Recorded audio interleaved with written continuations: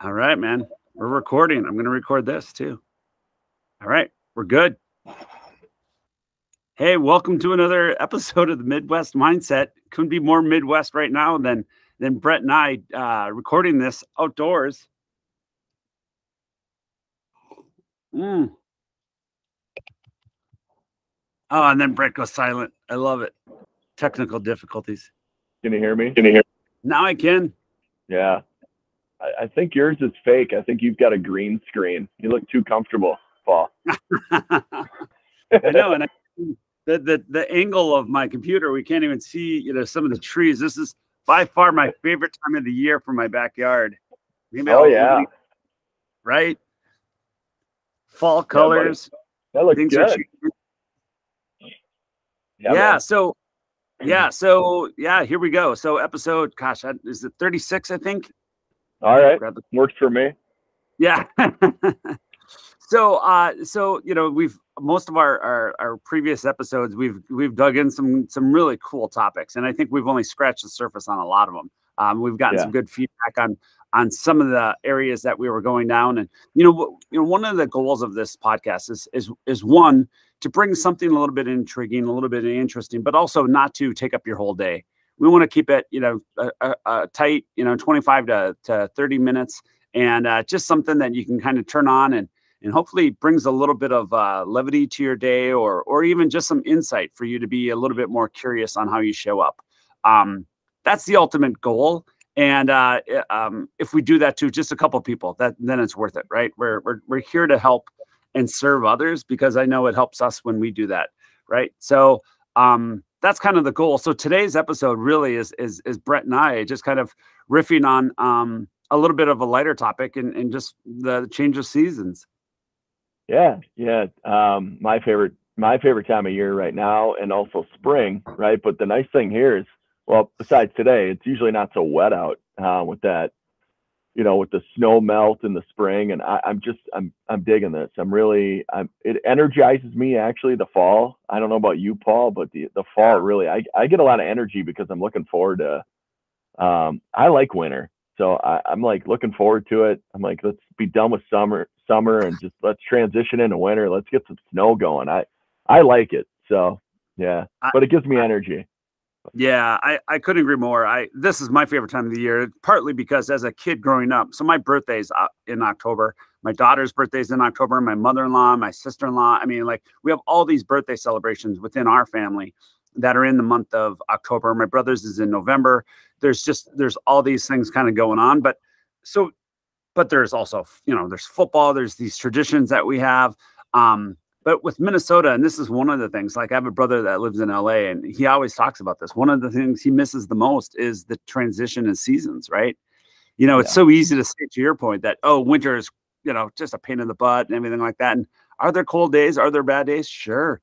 But you know what? There's that in the summer too. I embrace winter the same way, kind of like the Stark family in Game of Thrones. For any of you Game of Thrones fans, do you know the Game of Thrones, the HBO? I've never watched it. I'm the one guy that hasn't watched it, apparently. But no, I'm sure there's more. But there's a whole new remake coming out of kind of the prequel before this. But the Stark family's motto is "Winter is coming," and they embrace the hell out of it. Like, you know what? Let's gotta prepare. Winter's coming, and even some of the things that we've been doing around here. Like last weekend, I spent time with my mom and dad and family and my Uncle Chuck out on the wood splitter. We were cutting wood, you know what I mean? Back in the day, we used to do it because we had to, feed our house, because that's literally how we heated our house in the winters when I was growing up. But this was more of just kind of the old tradition. Getting back into a dead tree was down in Dad's front yard. And so we all, everybody came together and put it back together again. It was awesome. Oh, that's sweet. That sounds like a great bonding experience. Get some exercise too. And also just old school, man. Just get out, get out the axe, or get out the saw, the chainsaw. I don't know what you're using, but just get after it and see your completed work, right? I mean, do a task and see it completed all the way through. I think that's sweet. We did Halloween decorations. We don't have a lot, but we just started putting those up. And actually, it's our son's birthday today, so he's all excited. So that adds a lot of energy to the home too. So it's been fun. The fall is just, yeah, it's that crisp air, that kind of, hell yeah, yep. He turned 6 today, so he's all excited. Yep, he got to open one present before he went to school, so he's all excited about that. It's Beyblades. I don't know if you know what those are, but it's these little spinning. So like they're tops, and they spin around, and you launch them, and then the one that knocks the other one down or breaks it apart wins. Yeah. So he is just going crazy this morning. He's just obsessed with it this morning. So it was hard to get him out of the house to go to school, but it was all right.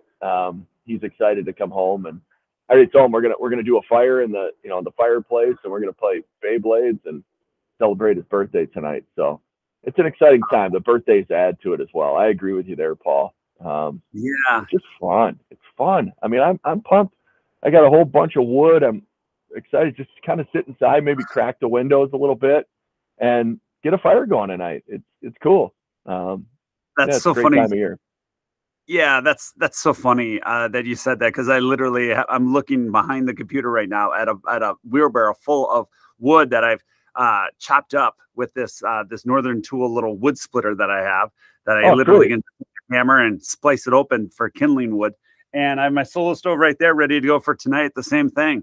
So like the only thing that we don't have, the birthday that we're celebrating today, but we have, high school football game. So we're going to the high school football game, and then coming home, and we'll have a fire in the Solo Stove and sit around the fire and hopefully with some friends and, a bunch of the kids and stuff. It should be fun. We've talked about this, and some of my Canadian buddies, we've talked about this, where it's like, we enjoy a cooler night beer, like having a beer on a cooler night, throw the gloves on. Like, it's great, crisp air, fresh air in the lungs. I mean, I like that better than a warm night. A lot of times I would prefer a cooler night. That's just the way I am, but that's Midwest. I think we embrace the seasons, we embrace the change, and we enjoy it. I mean, that's part of the deal. Yeah. It's so funny you say that. I was curious about that. Like, I was like, why is it that we do like hard things like that? I feel like I'm kind of that way too, Brett. Like, I don't know if the beer tastes better after you've earned it, like whether I'm cutting wood or that type of thing, or by a cold fire. Like, you know what I mean? I don't know. Why is that? Why do you think that is? What's in our think DNA? It's probably the way we're raised, right? I mean, that's the way I was raised. It's got to be part of our identity almost, right? And just, that's what we do. Like, that's part of what we do. It's in our DNA, I guess. It's right. I don't know. I mean, what do you think? Maybe we like doing it. Like, we feel like we earned it. And it's just kind of that. Yeah. What do you think? Well, I mean, just, hypothetically thinking, outside the box here, I'm just thinking, like, literally, like, it's because that's what we used to do, right? It's the story we used to tell ourselves that, this is what we do. Like, one of my favorite memories, of this time of the year, the, change of seasons, specifically the fall, is, not that long ago, but a while ago, I turned 40, and I had kind of, this idea of what I wanted to do.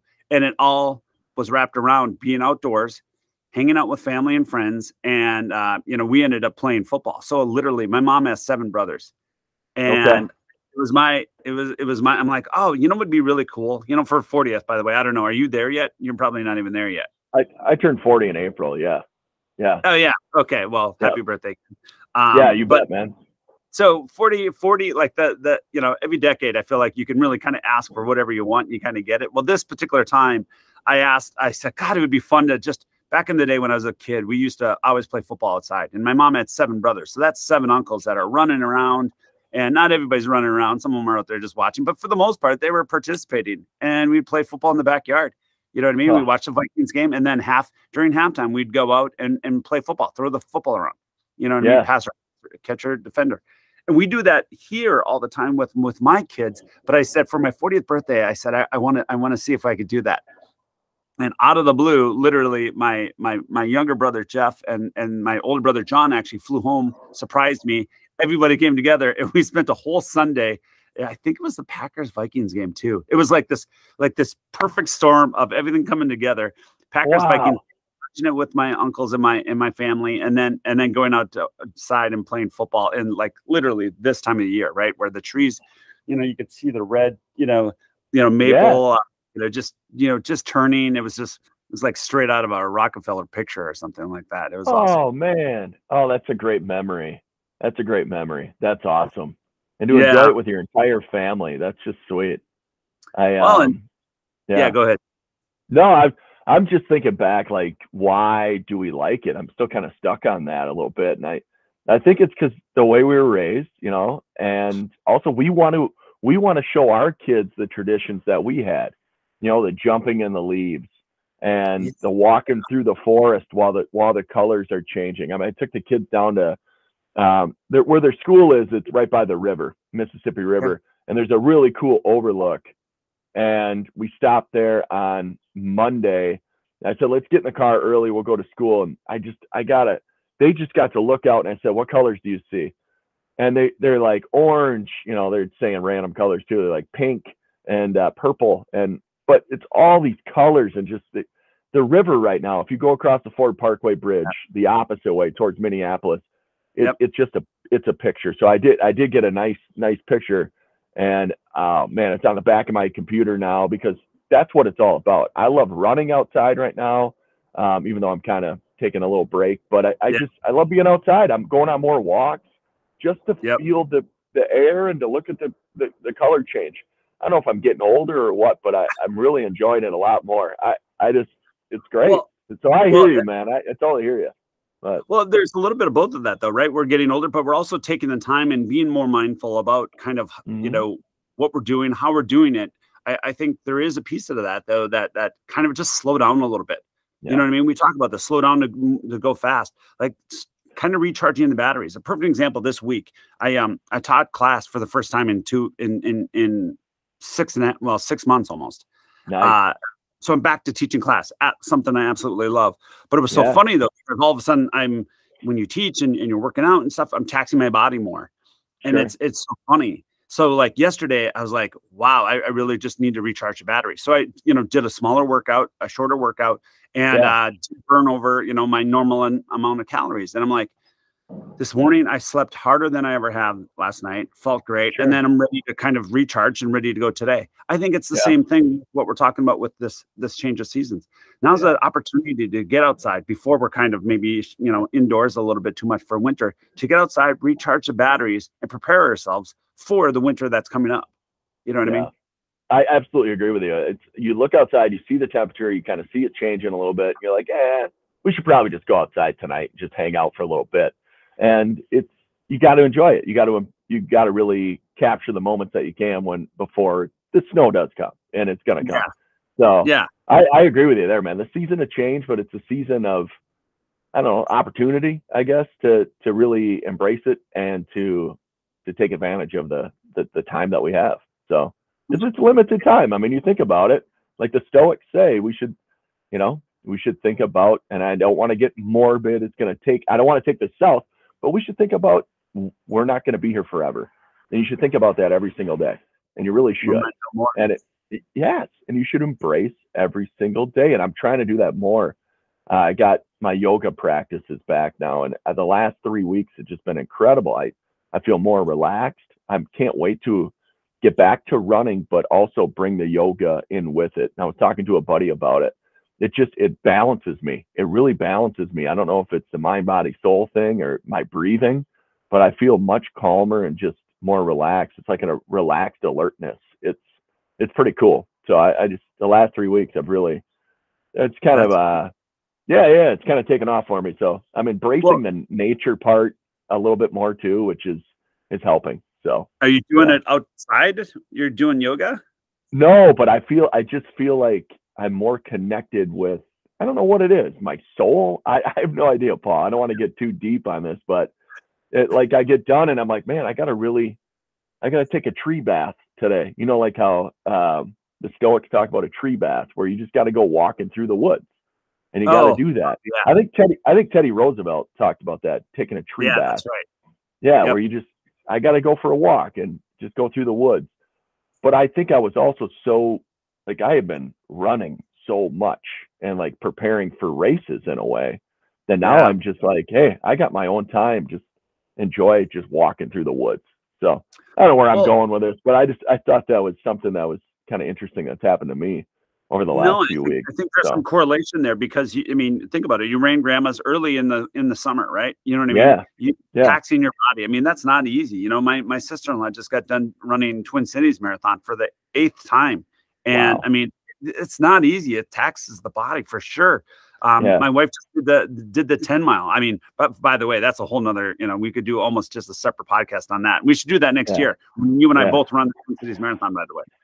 Yeah, I'm doing grandmas, but then I hear you. And then I did the City of Lakes half in September. See, so that's right. That too. And I got like the day before, Leah's like, "Are you excited?" I go, "I'm ready to be done. Like I want this to be done, and I just want to be able to I want my time back. You know, it's that kind of thing." But how's your body doing? How's your body feeling after teaching class this week? How's it going? It's great.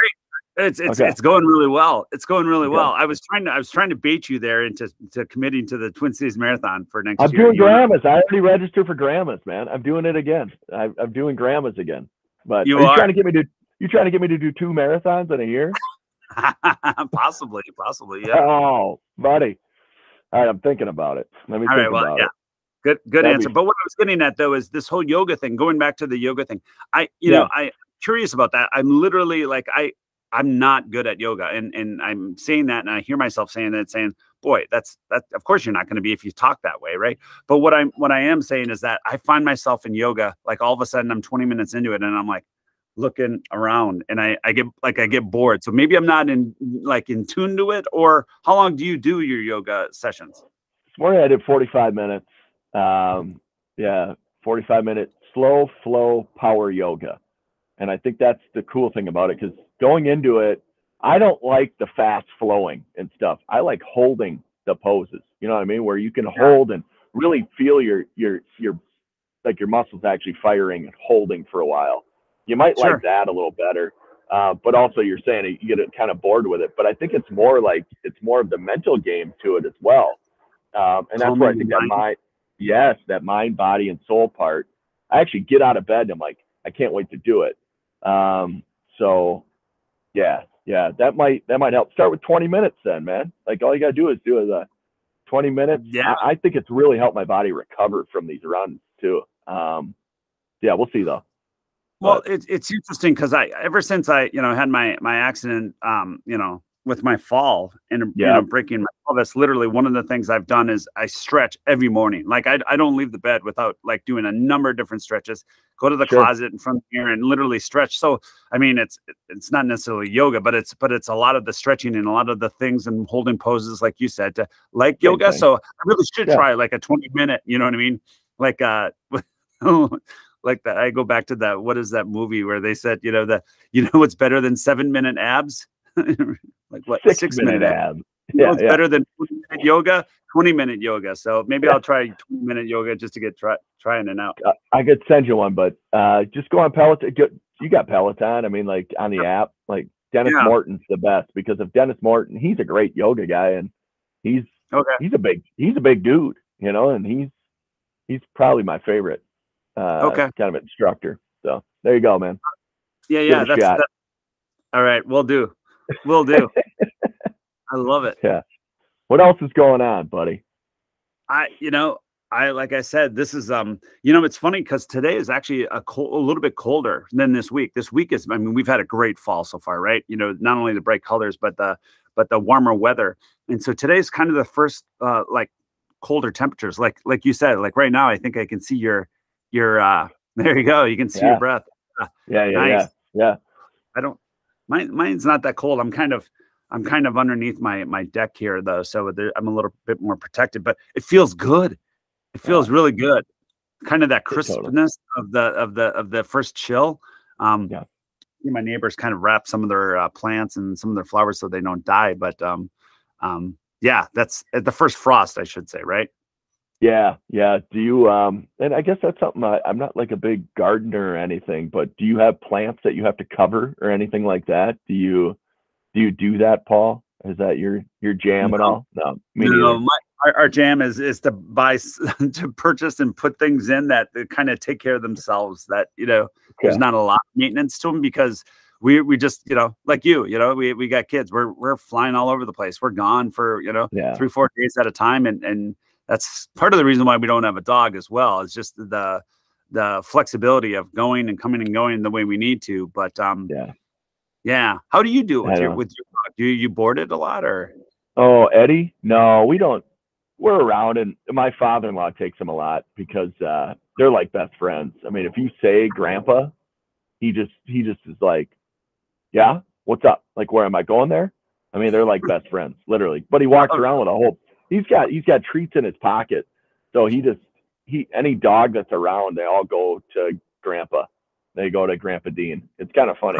But yeah, we usually can find somebody. Now it's one dog. If we had two dogs, it'd be a different story. You can't find somebody to watch two dogs, I don't think. But Eddie's a chill guy, man. He's 8. He's just he's chilling out. He's chilling out. He's fine. But no, I checked, man. It's 40. It's actually 42 degrees where I'm at right now. It's no way. It's chilly. I don't know what the heck's going on. Maybe it's the lakes around here, but yeah. This is awesome. So what else are some of your traditions going back to Wisconsin? For this time of year? Football. Oh man, football outside in the field, just grabbing a bunch of friends, getting together and really just playing tackle football or two-hand touch. I saw some kids at the park on Monday. I took the kids up there and they were playing two-hand touch. And I remember doing that. That was a blast. All-time quarterback, one person on each side, all-time quarterback if you didn't have enough people. But that was fun. That was literally, that was pickup games, right? Yep. And hockey would start too. I remember, just getting on the ice, like indoor, right? Not outdoor, but getting on the ice and just getting the shinnies on and getting to open hockey and getting prepared.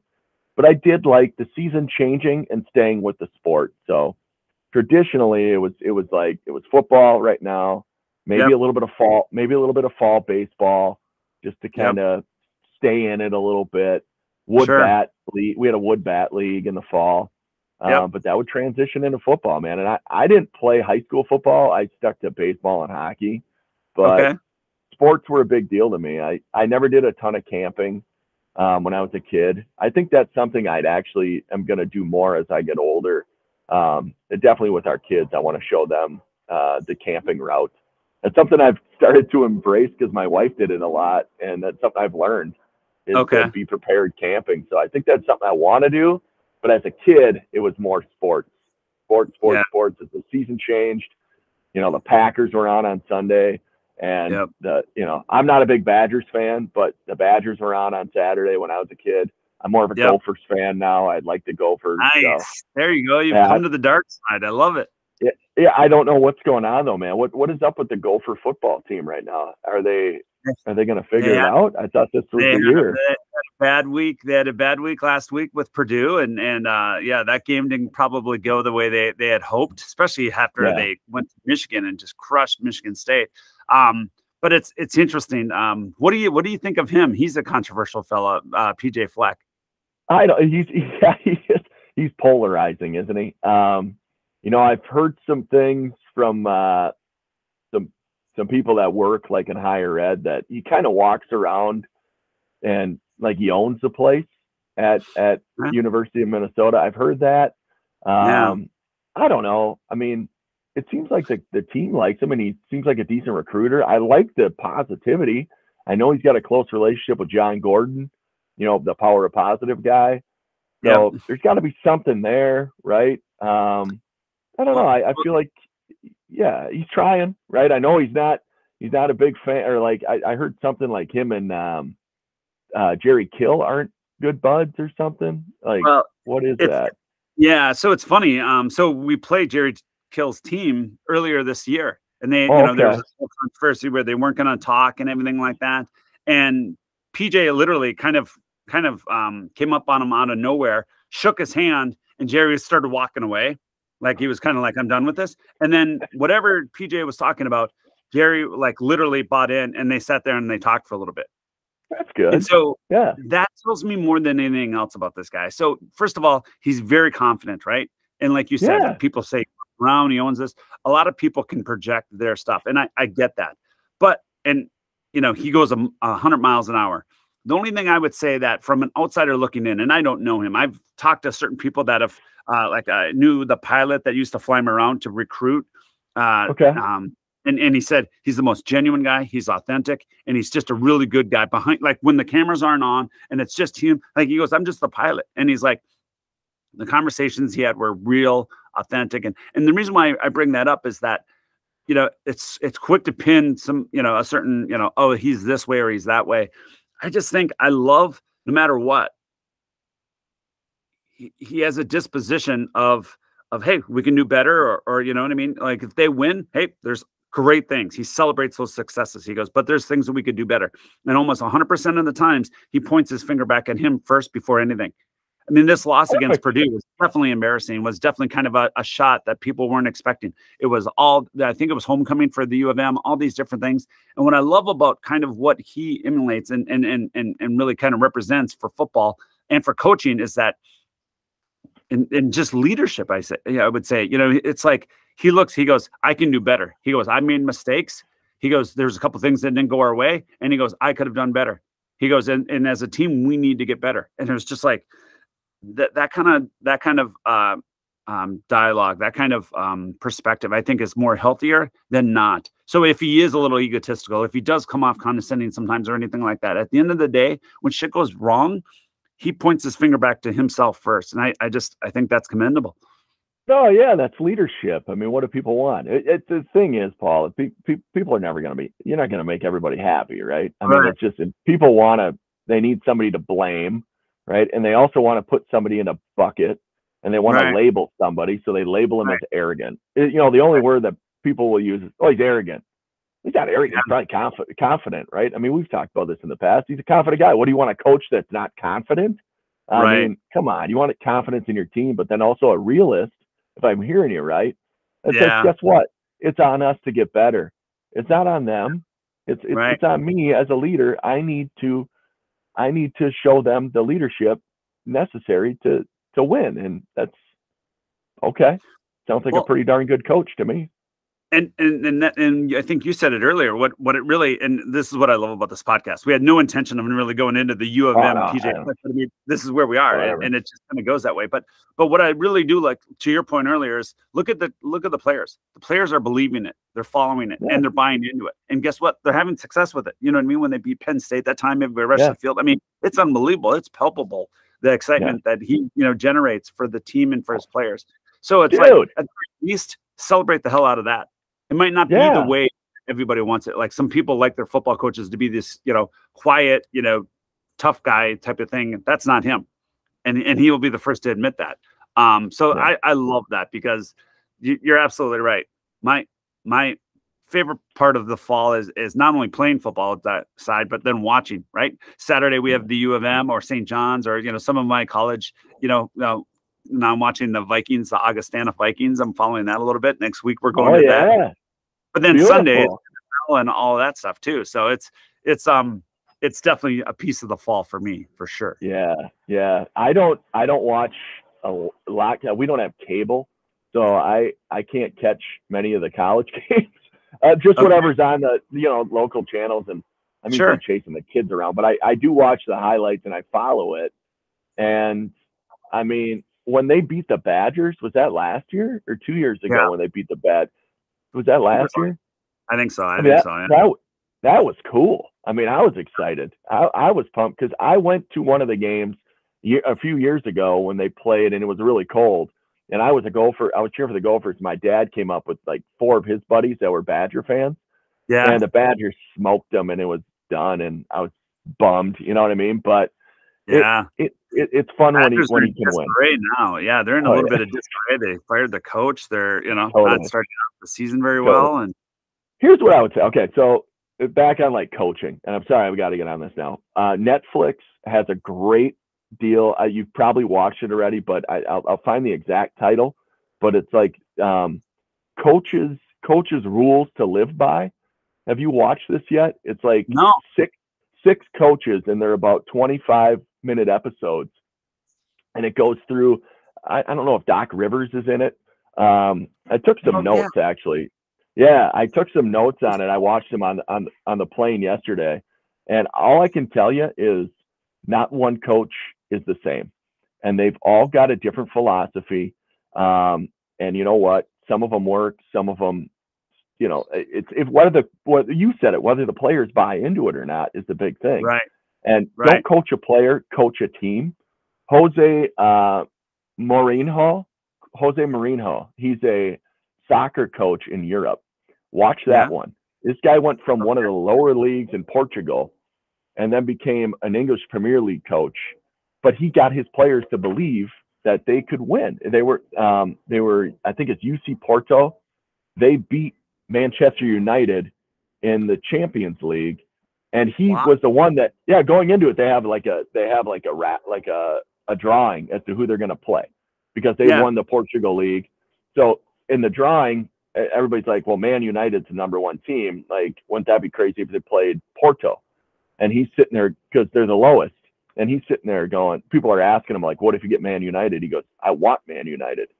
And the whole team was like, so he just kept saying, he goes, I bet we get Manchester United. I bet we get Manchester United. I want Manchester United. He just kept saying it over and over. And his team finally just goes, yeah, that's who we want to play. So what do you know? They do the drawing and they get matched up with Manchester United.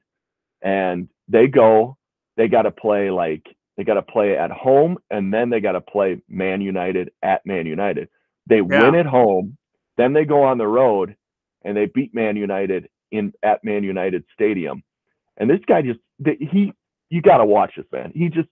What's the name of the series? It's called like A Coach's Rules to Live By, something like that. It's awesome. Pretty awesome. Yeah, Coach's Rules for Life on Netflix. It's pretty sweet. But basically, it's each one of these coaches has a different philosophy, different style, and they've got tips. Like they got like a top 5 or a top 6. We could even do a podcast on this if you want. Just watch one episode. Let's have that for your and I's action item. But it's good. Yeah. So each coach has a new philosophy, and they've got a way that they do it, and it's whether or not the players buy in or not. You know, go back to Wooden. Look at Wooden. I read this morning in Discipline is Destiny, Ryan Holiday's book.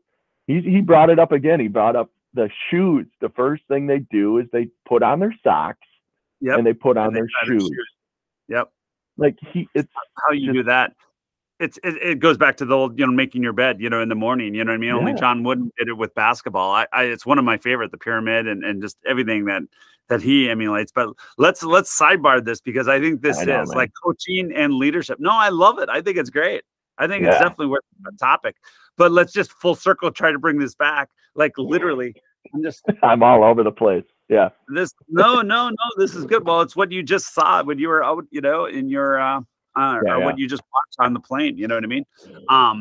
But I was thinking about our action step, you know what I mean? Because we always try to leave somebody with, and I think there couldn't be a better one than what you talked about. Right now, there's an opportunity, especially in the metro area here. Maybe the people that are listening in Colorado and Florida and LA probably aren't going to get this, but take that nature bath, or what did you call it? A tree bath? Tree bath. Teddy Roosevelt. And the reason, the tree bath, and what I like about that, and if you're cool with this, I think just take a tree bath, like literally get outside and just walk. I don't know, maybe 20 minutes, maybe a half an hour. Just kind of slow down so you can kind of recharge yourself a little bit. This weekend, here's an opportunity for you to, whether you do it with a significant other or a spouse or whatever it might be, or if you just do it by yourself, take 20 minutes, 30 minutes and get outside and take a tree bath. I absolutely love it. I think it's perfect. There's plenty of parks around here, and don't quote me that it was Teddy Roosevelt. I think it was, but somebody else Google it. I'm not going to hold you to that. I still like the idea, but I love it. Yeah, very good. I love this episode because we just went from all different corners of the world, like literally, like from PJ Fleck to talking about Stearns County football outdoors or Wisconsin backyard football. But just the change of seasons and just the fun of this time of year. So we could, like you said, we could do a whole nother episode just on this. But man, I'm gonna run. Hey, it was great seeing you, and man, look forward to next week. All right, buddy. Have a great weekend. All right. All right. All right. What I'm going to pause this. Okay. I'm going to shut this off too, because I'm going to stop recording right. Oh, did I? Oh, no. I'll just go back here.